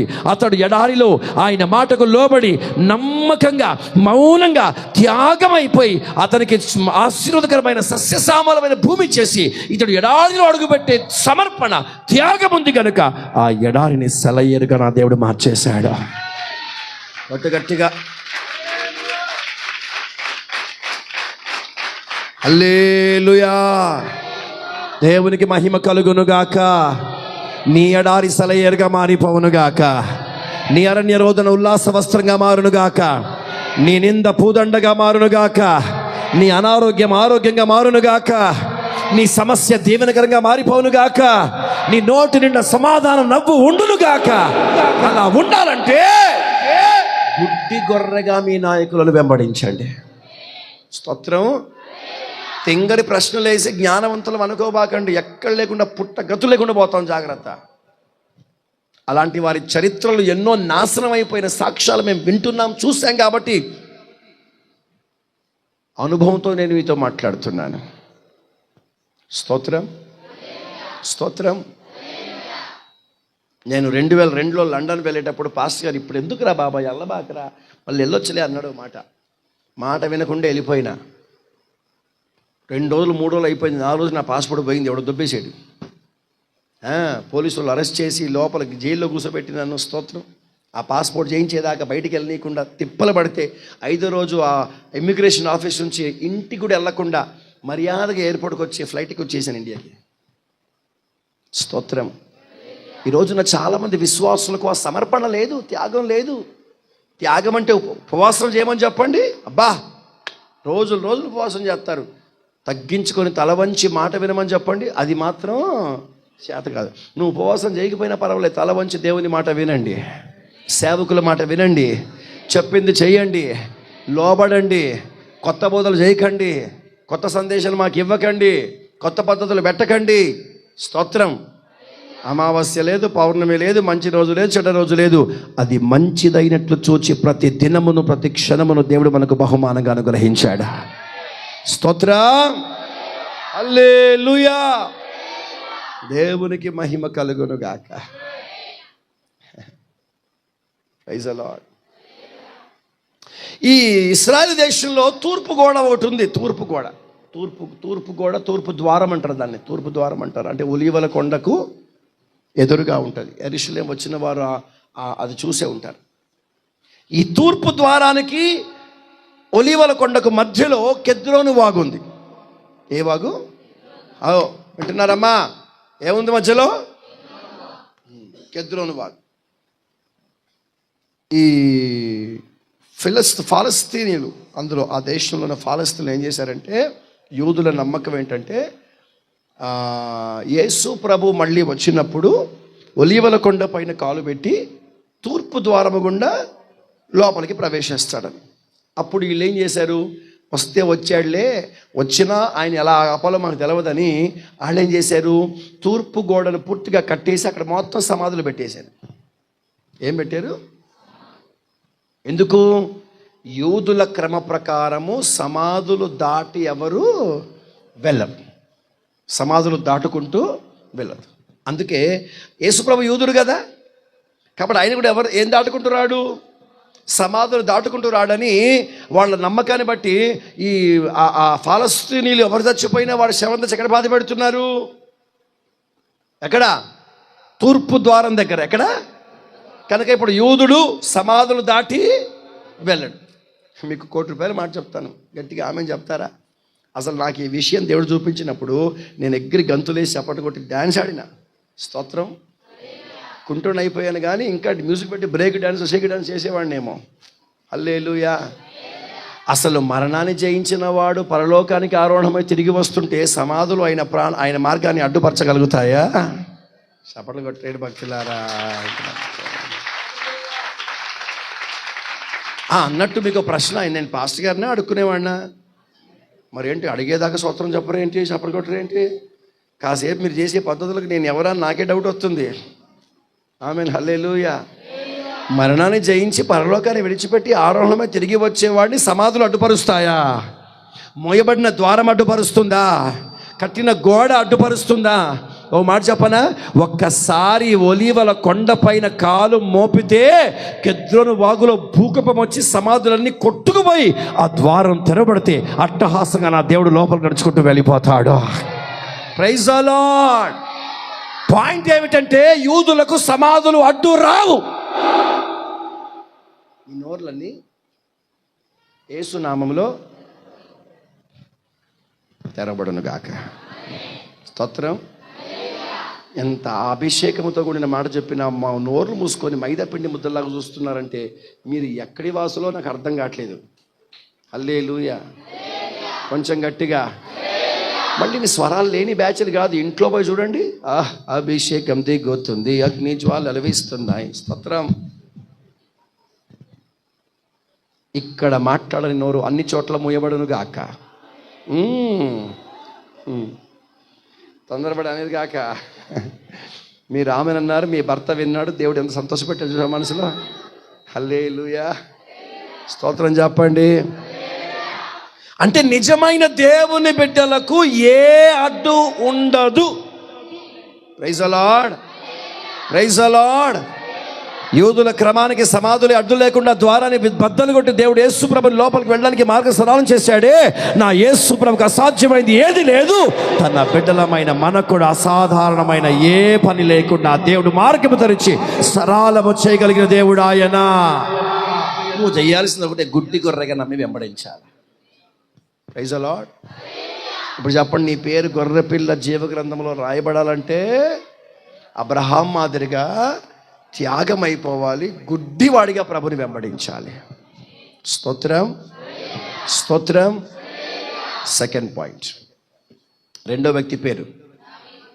వాస్తవంగా అతని జీవితం చాలా పాడైపోయిన జీవితమే, ఒక్క మాటలో చెప్పాలంటే వ్యభిచార జీవితమే. కానీ ఇదే దావీదు ఎప్పుడైతే శరీర సంబంధంగా ఉన్న జీవితాన్ని విడిచిపెట్టి ఆత్మ సంబంధమైన జీవితాన్ని సంపాదించుకొని ఇక తన ఇష్టానుసారమైన జీవితం చేయడం మానేసి ప్రభు చిత్తానికి లొంగిపోయాడో, నేనంటాను అబ్రహాము పేరు వంశావళి పట్టికలో రాయబడింది. మీకు అర్థం కావాలంటే ఒకే ఒక పాయింట్ చెప్తాను. ఈ దావీదుని గురించి దేవుడిచ్చిన సాక్ష్యం ఏంటంటే, నా హృదయానుసారుడు. ఆమెను చెప్పరే, ఆ మాటకు అర్థం ఏంటి? నేను చెప్పినట్లుగా చేసేవాడు దావీదు. ఇప్పుడు నేను అంటాను, దేవుడు చెప్పినట్లుగా చేసేవాడి పేరు ఎక్కడ రాయబడుతుంది? కొంచెం గట్టిగా. ఈ రాత్రి దైవ చిత్తమునే మనము చేయుదుముగాక, దేవుని ఇష్ట ప్రకారమే మనము జీవించుదుముగాక. హల్లెలూయా, హల్లెలూయా అంటున్నారన్నమాట. యేసు ప్రభు శిలువ మరణం పొందే సమయంలో ఆయన ఏమని గొర్రెపిల్ల, క్షమించండి, కాదు ఏంట కొండ ఏంటి కాదు గెత్సెమనే తోటలో అతను ప్రార్థన చేస్తూ ఏమని మాట్లాడుతున్నాడు? తండ్రి, సాధ్యమైతే గిన్నెను నా ఎదుట నుంచి తొలగించు, అయినను నా ఇష్టము కాదు. కానీ ఈ రాత్రి ఎంతమంది దేవుని చిత్తానికి అనుకూలంగా బ్రతుకుతున్నారు? ఏదొక్కసారి మీ జీవితాలు పరీక్షించుకోండి. అనువున మీ జీవితంలో దేవుని చిత్తం జరుగుతుందా? మీ ఇష్టానుసారంగా బ్రతుకుతున్నారా? పండగ పూట బట్టలు కొనడానికి షాపింగ్కి వెళ్ళారు. అమ్మ, పిల్లలు అల్లరి చేస్తే ఆ బాబుని బయటికి తీసుకెళ్ళిపోండమ్మా. మీరు అలా నవ్వుకుంటూ కూర్చుంటే మిగతా వారికి వాక్యం ఉండడానికి ఇబ్బంది కలుగుతుంది. కాబట్టి అలా మీరు గాలికి పాపం ఇబ్బంది పడతారు కదా, పాపం అనుకూలంగా లేదేమో. వాళ్ళు వీళ్ళు అలా ఆడిస్తూ చక్కగా బయట కూడా స్పీకర్స్ పెట్టారు కాబట్టి మీరు చక్కగా వాక్యం వినొచ్చు, ఏమి ఇబ్బంది లేదు. హ్యాపీగా మీరు అనుకూలంగా ఉండండి. అందరూ ఒకసారి గట్టిగా స్తోత్రం చెప్పండి. హల్లెలూయా. ప్రభు చిత్తానికి రక్షణ పొందిన నాటి నుండి ఈ రోజు వరకు నా దేవుని చిత్త ప్రకారంగా జీవిస్తున్నామా? తెల్లారితే పండగ పూట బట్టలు కొనాలి, షాపింగ్కి వెళ్తారు. వాడు రకరకాల బట్టలని ముందేస్తాడు. కళ్ళు మూసుకొని ముసుకేసుకొని, ప్రభువా కళ్ళు మూసుకొని ఏ చీర మీద నా చేయబెడితే అది నువ్వు ఇచ్చిన చీర అని తీసుకొని పోతారా? హలో, నీకు రంగు నచ్చాలా, డిజైన్ నచ్చాలి, ప్యాటర్న్ నచ్చాలి, స్టైల్ నచ్చాలి, అలాంటిది ఎవరు కట్టొద్దు. ఇప్పుడు చెప్పండి, మన వస్త్రాలు ఎవరి ఇష్ట ప్రకారంగా వేసుకుంటున్నాము? మాట్లాడాలి. మీకు మరో మాట చెప్పనా? నచ్చిన కూర గనక ఇంట్లో వండితే గిన్నె ఖాళీ. నచ్చిన కూర వండితే గిన్నె ఖాళీ. నచ్చని కూర వండితే వండినోడే తిని సావాలా. ఎన్ని రోజులైనా కాలేదంటారా మీ ఇంట్లో? అట్లా అయిందా లేదా? ఎందుకు తినలేదంటే ఆ కూర నాకు ఇష్టం లేదు. నీ తిండి నీ ఇష్టమే, నీ బట్ట నీ ఇష్టమే, నీ మాటలు నీ ఇష్టమే, నీ ప్రవర్తన నీ ఇష్టమే. మళ్ళీ చెప్పే ప్రార్థన ఏంటి? పరలోకమందున్న మా తండ్రి, నీ నామం పరిశుద్ధపరచబడును గాక, మీ రాజ్యం వచ్చును గాక, నీ చిత్తం పరలోకమందు నెరవేరినట్లు. చెప్పేదొకటి. స్తోత్రం. ఎలా రాస్తాడు మన పేరు ఆ గొర్రెపిల్ల జీవ గ్రంథంలో? మనకు నచ్చిన బ్రతికితే ఎలా రాస్తాడు దేవుడు గొర్రెపిల్ల జీవ గ్రంథంలో? అందుకే మన బ్రతుకు మన సొంతము కాదు, ఆయన రక్తము పెట్టి కొనుక్కొని మనల్ని ఆయన సొంతం చేసుకున్నాడు. కాబట్టి మనం ఆయన సొత్తు కనుక మన ఇష్ట ప్రకారం ఏమీ చేయక ఎవడు దేవుని చిత్త ప్రకారం బ్రతుకుతాడో వాని పేరు గొర్రెపిల్ల జీవ గ్రంథంలో రాయబడుతుంది. Praise the lord. మీరు దేవుని చిత్తం అనండి. మన జీవితంలో ఏ నిర్ణయం జరగాలన్నా, కొంచెం గట్టిగా, ఏమి చదువుకోవాలన్నా, ఏ ఉద్యోగం చేయాలన్నా, ఎక్కడ బ్రతకాలన్నా, ఎవరిని పెళ్లి చేసుకోవాలన్నా, మన జీవితం జరగవలసిన ప్రతి కీలక నిర్ణయాలన్నీ అంతేనంటారా? నీ వస్త్రాలు అండ్రే, కొంచెం గట్టిగా, నీ తిండి అంతేనంటారా? హల్లెలూయా. అబ్బే, సరే ఇప్పుడు ఈ సంవత్సరం పండగకి మీరు ఎవరు బట్టలకు వెళ్ళకుండా మీ భర్తలు పంపించి షాపింగ్ చేసుకుని రండి, మీరు ఏం తెచ్చినా వేసుకుంటారని చెప్పండి, వేసుకుంటారా? సజీవంగా సమాజీరాయిని స్తోత్రం, హల్లెలూయా. మరి మీరు కొనుక్కొచ్చి మాత్రం మేము వేసుకోవాలా? దేవునికి మహిమ కలుగునుగాక. కొన్ని కుటుంబాలు ఉన్నాయి, మైదా పిండి ముద్ద షాపింగ్ తెలియదు, అంతా మా ఆవిడే తెస్తుందండి. సిగ్గులేనుడు ఆ మాట చెప్పడం మానే. స్తోత్రం. బానిస బతుకునిది. నీ బానిసనయ్యందును బ్రతుకు దినములన్నిట. యో ప్రభా, స్తోత్రం, హల్లెలూయా. ఓసారి అంటే గొడవ కాదు, ఏదో తమాషగా, బాబోయ్ నీతో ఎగడం నా వల్ల కాదు, నేను వెళ్ళిపోతాంటే పో, నాకేం పర్వాలేదు, నేను బతుకుతా అన్నా. నేను మా అమ్మ ఒక తడ్డ తిరిగిందండి. ఇంకోసారి పొరపాటున గడప దాటికి బయటికి పోయినా అది పాస్టర్. ఇంకా ఆమె చేసి పెడితే తినాల్సిన లేదు, ఆమె కంటే బ్రహ్మాండంగా నేను వండుకుంటాను. స్తోత్రం, బ్రహ్మాండం. ఆ పాస్టమ్ గారు నేను లేనప్పుడు మా ఇల్లు అయినా మురికి మురికిగా ఉంటుందేమో, కానీ నేనుంటే మాత్రం ఇల్లు శుభ్రంగా ఉంటుంది. స్తోత్రం. ఆడ జాతి చేయలేంత పని నేను చేయగలుగుతాను, ఎవరు లేకపోయినా బతికేయగలను. ఏమనుకోబాకండి, అట్లా చూస్తారేంటి? నిజం. మీరు వంట చేయండి, 10 గిన్నెలు పాడు చేస్తారు, నేను 2 గిన్నెలు పాడు చేస్తాను, అది కూడా శుభ్రం చేసి పెట్టేస్తాను. స్తోత్రం. పోటీ పడదాం, బట్టలు ఉతుకుదాం రండి, మీరు ఉత్తరం నేను శుభ్రం చేస్తాను రండి. స్తోత్రం, హల్లెలూయా. నాకు ఎవరి డిపెండెంట్ లేదు, నాది నేను చేసుకొని హ్యాపీగా బతికేయగలను. హల్లెలూయా. భార్య రావాలి, వంట చేయాలి, ఆమె ప్లేట్లు కంచె పెట్టాలి, అప్పుడు ఇది తినాలా. ఆమె రాకుండా ఎక్కడికైనా పోవాలా, ఈ ఆకలితో చావాలా. స్తోత్రం, హల్లెలూయా. ఇట్లాంటి సమర్పణలతో నాన్న త్యాగం కలిగి ఉందము గాక. దావీదు మాదిరిగా దేవుని చిత్తం చేయదుము గాక. 3వది వ్యక్తి పేరు, టైం లేదు కాబట్టి వేగంగా వెళ్ళిపోతున్నాను. 3వ వ్యక్తి పేరు కొంచెం గట్టిగా. వాస్తవంగా తామారు చేసింది పొరపాటుగా మన కళ్ళకు కనపడ్డా, తామారు దగ్గర ఉన్న ఒకే మంచి స్వభావాన్ని ఒక్క మాటలో చెప్పి ముందుకు వెళ్ళిపోతాను. మీరు గట్టిగా ఆమెను చెప్పండి. ఆమెకు అపకారం చేసిన వారికి ఉపకారము చేసిన వ్యక్తి తామారు. ఎవరికి ఉపకారం చేసిందమ్మా? అపకారము తలంచిన తన మామకి ఏం చేసిందమ్మా? నేను అంటాను, తామారే గనుక అడుగు ముందుకు వేసి ఆమె తప్పు చేయకపోతే అసలు యూదా వంశం నిలబడేదే కాదు. నష్టపరిచిన వానికి మేలు చేసింది, బాధ పెట్టిన వారికి సంతోషాన్ని కలిగించింది, అన్యాయం చేసిన వానికి న్యాయం చేసింది, అపకారం చేసిన వానికి ఉపకారం చేసింది. ఏమండి, మనకు సహాయం చేసేవారికి మనం సహాయం చేస్తే ప్రయోజనం ఏంటి? నీ ఎడల అన్యాయముగా నీకు దుఃఖమును, నీకు బాధను, నీకు నింద వేసి నేను ఇబ్బంది పెట్టిన నీ శత్రువులుగా భావించే వారికి కూడా నీవు మేలు చేయగలిగితే, నీకు అపకారం చేసిన వానికి నువ్వు ఉపకారం చేయగలిగితే, నీ పేరు గొర్రెపిల్ల జీవగ్రంథములో రాయబడి ఉంటుంది. ఆమేన్ చెప్పరే? హల్లెలూయా. ఈ రోజు వరకు మా అత్త కోడళ్ళు ఎప్పుడు మేము కొట్లాడుకోలేదండి.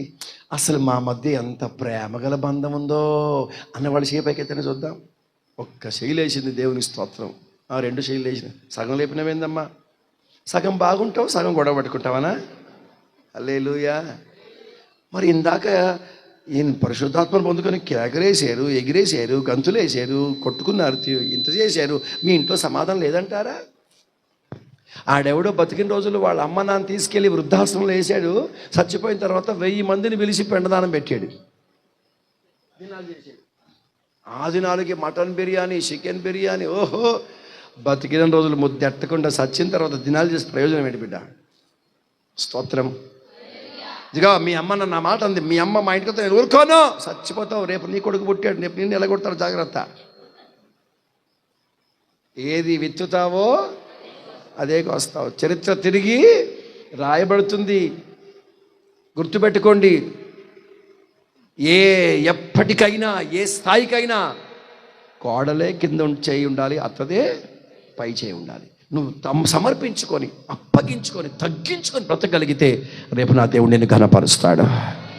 ₹1,00,000 మాట చెప్పనా? పుట్టింట బ్రతికిన ఏ ఆడదాన్ని దేవుడు దీవించలేదు, మెట్టింట ప్రాణాలు పెట్టిన ప్రతి స్త్రీని 1000 జనమునకు తల్లిగా దేవుడు చేసేసాడు. హల్లెలూయా. అపకారము చేసే మనసు వద్దు. చేసినా పర్వాలే, నువ్వు వారికి ఏం చేయాలి? 4 మాటలు తిట్టిందా మీ అత్త? పర్వాలేదు, ప్రేమతో 4 ముద్దలు పెట్టు. రేపు నా దేవుడు నీ పేరు గొర్రె పిల్ల జీవగ్రంథంలో రాస్తాడు. స్తోత్రం, స్తోత్రం. అన్నదమ్ముల మధ్య గొడవలు, కేసులు, కొట్లాటలు, పోలీస్ స్టేషన్లు, కోర్టులు, ఎందుకు తలకాయ నొప్పి? నీ ఆస్తి లాక్కున్నాడా? నీకు అన్యాయం చేశారా? పర్వాలేదు, మేలు చేయండి. పర్వాలేదు తమ్ముడు, నువ్వు బతుకు, హ్యాపీగా ఉండు. అన్న నువ్వు హ్యాపీగా ఉండు, పర్వాలేదు. నా దేవుడు నన్ను రోడ్డు పాలు చేయడు, నన్ను అన్యాయం చేయడు. నేను అంటాను, నువ్వు అలా మేలు చేయి. నష్టపోయినా నువ్వు వారికి మేలు చేయి. నా దేవుడికి ఏది తక్కువ కాకుండా నీకు సమృద్ధిని అనుగ్రహిస్తాడా? Praise the Lord. కొంచెం గట్టిగా. నా పుట్టింటిని విడిచిపెట్టాను, పుట్టింటి నుంచి రూపాయి తెచ్చుకోలే, మెట్టింటి రూపాయి నాకు దొరకలే, రానివ్వలేదు. స్తోత్రం. రాలేదు, వాళ్ళు ఇవ్వలేదు, నేను రానియలేదు. పుట్టింటి ఆస్తి కూడా దేవుడు తీసుకోవద్దని చెప్పాడు, రూపాయి తీసుకోలేదు. ఈ రోజున ఎవ్వరి ముందు చేయి జాపకుండా దేవుడి సేవలో పుట్టింటి వారికన్నా మెట్టింటి వారికన్నా విస్తారమైన ఆస్తిని దేవుడు విశ్వాసం ద్వారా నాకు సమకూర్చాడు. అలాగని వాళ్ళకి నేను చేయకుండా ఉంటానా? ఉన్నదంతా వాళ్ళకే పెడతాను, అనుభవించండి. మీరు చేయలేదు, నేను చేస్తా, పొందుకోండి. స్తోత్రం, హల్లెలూయా. హైదరాబాద్లో సేవ ఆరంభించిన మొదటి దినాల్లో నేను ఈ తెల్లబట్టలు వేసుకుని అడ్డపంచకపోతే పాకివాడిలా ఉన్నావు, మా ఇంటికి రావద్దన్నారు. స్తోత్రం. 15 సంవత్సరాలు ఎవరి గడప దొక్కలేదు. అవమానపరిచారు, నిందించారు, గాయపరిచారు. నా కన్నీళ్లే నాకు అన్నపానములుగా మారే పరిస్థితులు ఎదురైనాయి. బాధ పెట్టుకోలేదు. 15 ఏళ్ల తర్వాత మళ్ళీ నా సేవ ఎదిగిన తర్వాత మెల్లగా వచ్చారు అందరు నా దగ్గరికి. స్తోత్రం. నా దగ్గరికి వచ్చినప్పుడల్లా ఇప్పుడు వాళ్ళకి తెల్లబట్టలే పెడుతున్నా. స్తోత్రం, హల్లెలూయా. మళ్ళీ వచ్చిన వాళ్ళు మాకు అయ్యొద్దు, ఇలాంటి బట్టలే కావాలి అడుగుతాను నన్ను. ఆమేన్. నిషేధించిన రాయి తుదకు మూలరాయిగా మారిపోయింది. అలా జరగాలి అంటే అపకారం చేసిన వారికి కూడా నువ్వేం చేయాలి?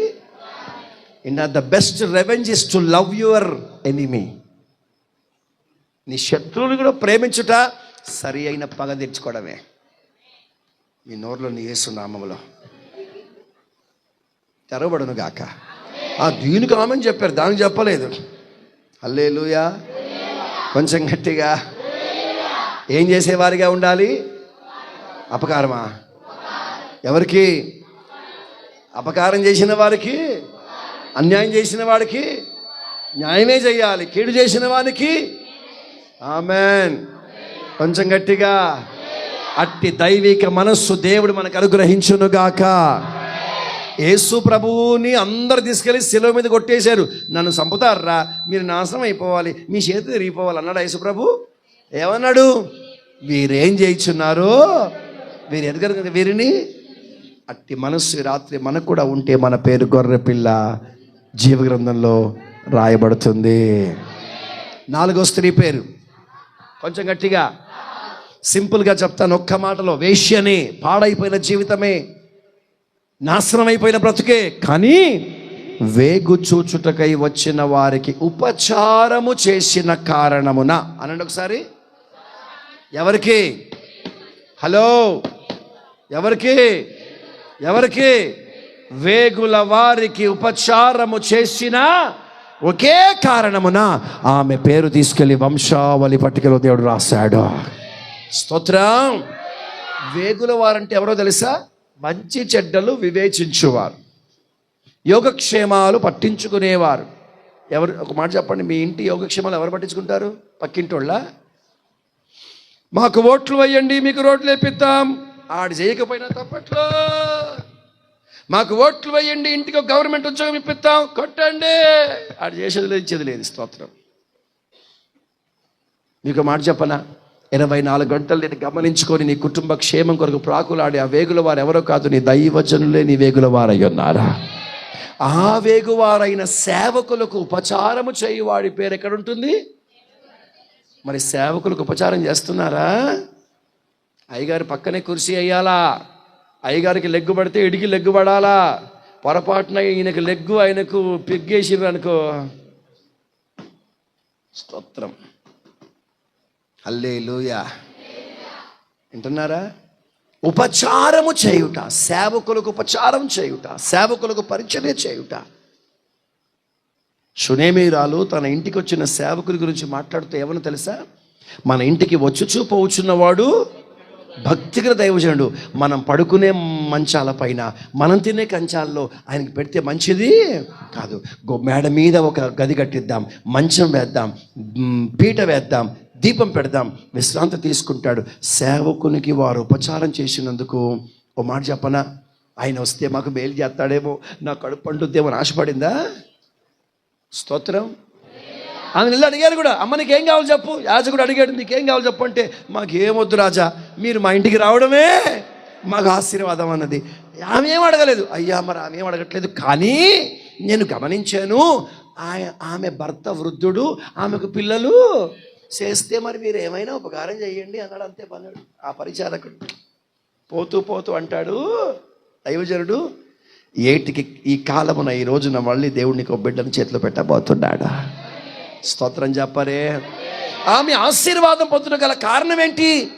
సేవకునికి చేసిన, కొంచెం గట్టిగా హల్లెలూయా. మన ఇలాగే ఒక ఆమె, మాయ్ నీకు పిల్లలు పుట్టాలంటే పో పాస్టర్ గారి ప్లేట్ కడుగు పో, చేయి కడుగు పో అంటే, ఆమె దూరం నుంచి ఇలా ఇలా ఇలా ఇలా ఇలా ఇలా అంట. స్తోత్రం. ఉపచారము చేయుటంటే మనస్సు విప్పి పరిచర్య చేయగలిగిన ఆత్మ నీకు ఉండాలా. Praise the Lord. ఇలాగే ఒకసారి చెన్నైలో కన్వెన్షన్ జరుగుతుంటే పరిచర్యకి మా పేర్లు వేయించుకున్నాం. మేము వెళ్ళి లోపల గిన్నెలు దోముతా ఉన్నాం. మా పక్కనే ఒక ఆవిడ గిన్నె దోముతా ఉంది. మాటల్లో స్తోత్రం స్తోత్రం, మీరెక్కడ మీ ఎందవరు మాటల్లో మీరేం జాబ్ చేస్తారండి అని అడిగిన. నేను కలెక్టర్ అండి అన్నది ఆమె. ఒక్కసారి 70 మంది కింద పడిపోయినాడు కదా. ఎవరామె? IAS officer. ఏం చేస్తుంది? మీరు ఐఏఎస్ మీరేంటే, ఈ పరిచర్య చేశాను కాబట్టి దేవుడు తీసుకెళ్ళి ఆ గద్దె పైన కూర్చోబెట్టాడని చెప్పింది ఆమె. హల్లెలూయా. పరిచర్య నీ కుటుంబానికి దీవెన కలిగిస్తుంది. ఉపచారం నీ కుటుంబానికి క్షేమాన్ని కలిగిస్తుంది. సేవకులకు పరిచర్య చెయ్యండి, ఉపచారం చెయ్యండి, ప్రతి దీవెన సమృద్ధిగా నా దేవుడు మీకు అనుగ్రహిస్తాడు. లాస్ట్ వ్యక్తి పేరు కొంచెం గట్టిగా. ఏ ఊరామె? ఏ కులము? అంతే, అదే మాట చెప్పండి. ఏ జాతి? మోయాబు కులము, మోయాబు జాతి, మోయాబీరాలు, మోయాబు భక్తి, అంతా మోయాబే. మోయాబులు అంటే అన్యులు, శపించబడిన వారు.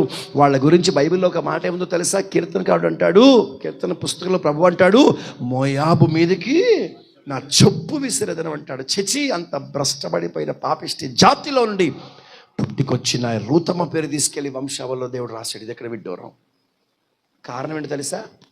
₹1,00,00,000 మాట చెప్తాను వినండి. మోయాబు కోడలను తెచ్చుకుంది నయోమి.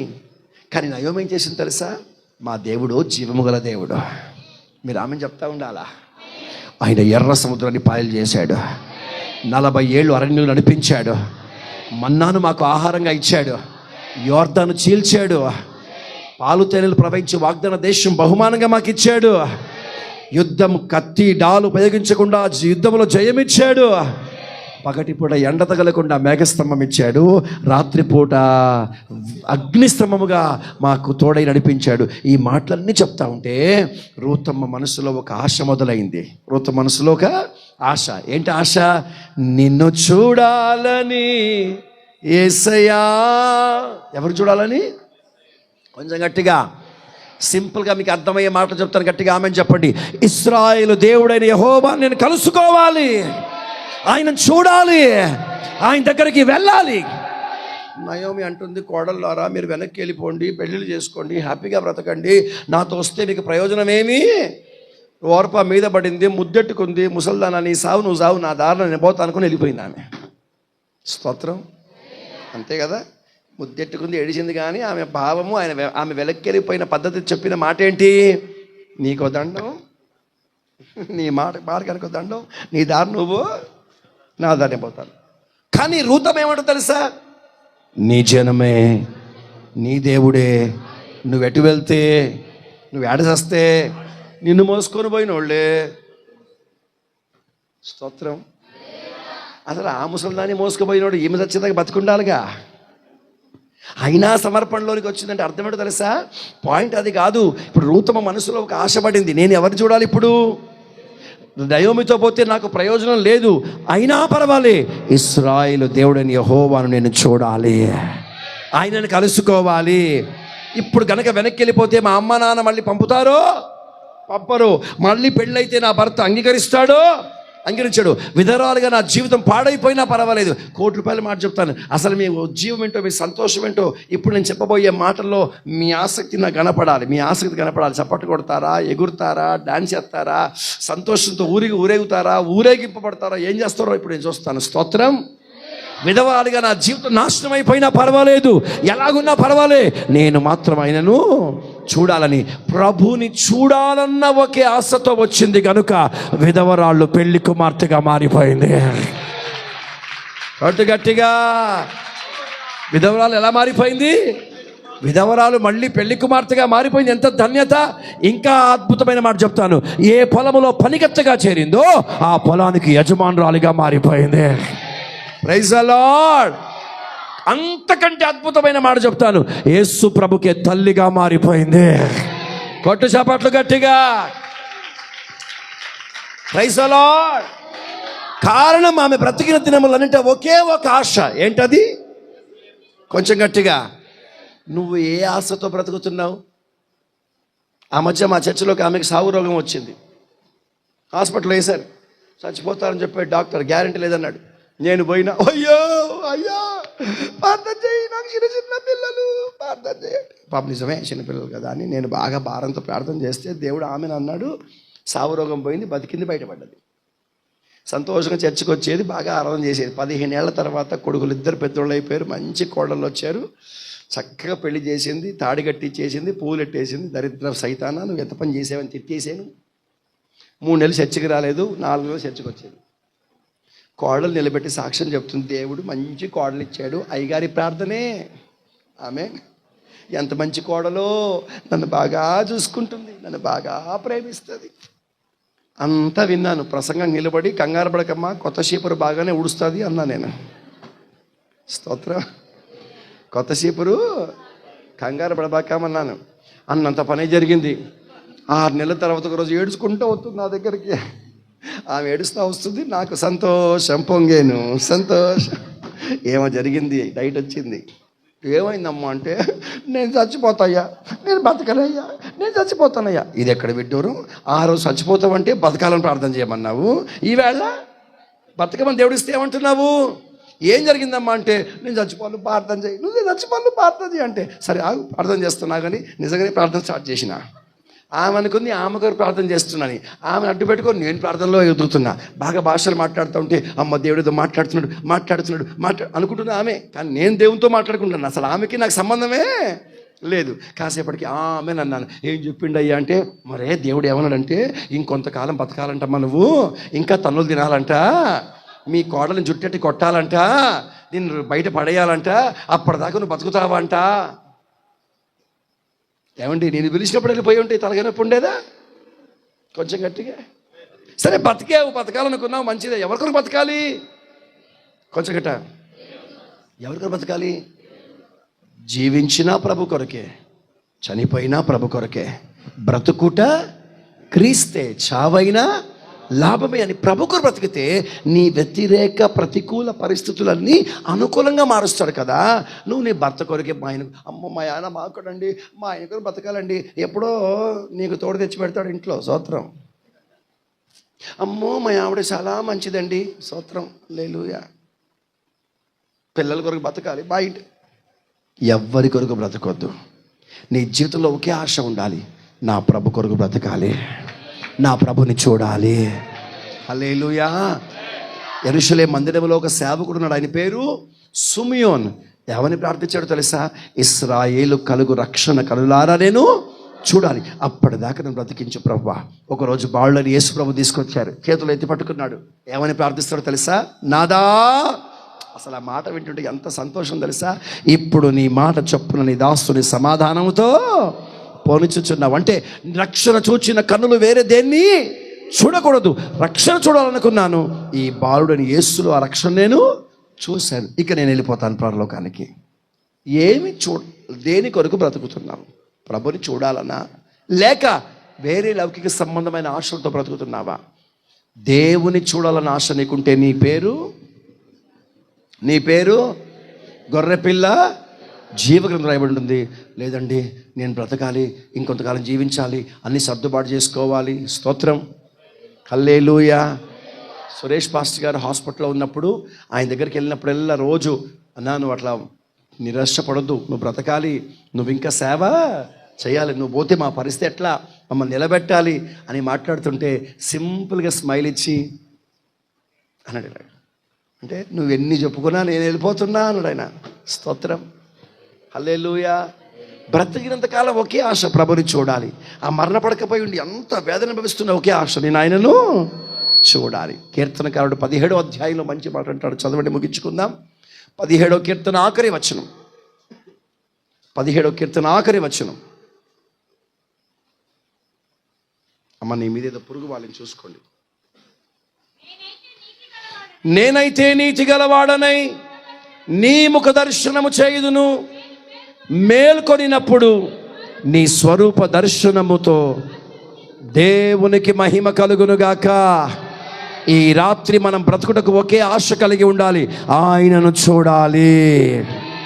రేపు మరణం ఎదురైనా మనకు ఒకే ఆశ ఉండాలి. నిద్రపోయి మేల్కొన్నప్పుడు, అంటే చనిపోయి మన ఆత్మ సంబంధమైన దేహంతో లేచినప్పుడు ఆయన స్వరూప దర్శనము చేత మన ఆశను తీర్చుకునే మనస్సు మనము కలిగి ఉందుముగాక. హల్లెలూయా. ఒకే ఆశ, నిన్ను నిన్ను నిన్ను గట్టిగా చెప్పండి, యేసయ్యను చూడాలి అనండి గట్టిగా. రెండోసారి గట్టిగా. ఆశ ఈ రాత్రి నీకుంటే నీ పేరు గొర్రెపిల్ల జీవగ్రంథంలో రాస్తాడు. స్తోత్రం. అబ్రహాములాగా త్యాగముతో గుడ్డి గొర్రెలుగా సేవకుని వెంబడించండి. దావీదులా మీ జీవితంలో మీ ఇష్ట ప్రకారంగా చేయక దేవుని ఇష్ట ప్రకారమే చేయండి. తామారులాగా అపకారం చేసిన వారికి ఉపకారం చేయండి. రాహాబులాగా సేవకులకి ఉపచారం చేయండి. రూతమ్మలాగా ప్రభుని చూడాలన్న ఒక ఆశ కలిగి బ్రతకండి. నీ పేరు గొర్రె పిల్ల జీవగ్రంథంలో దేవుడు రాస్తాడు. ప్రభు ఈ మాటలు దీవించునుగాక. మోకాళ్ళ మీదకి రండి, వేగంగా మోకాళ్ళ మీదకి రండి. ఒక్క 5 నిమిషాలు.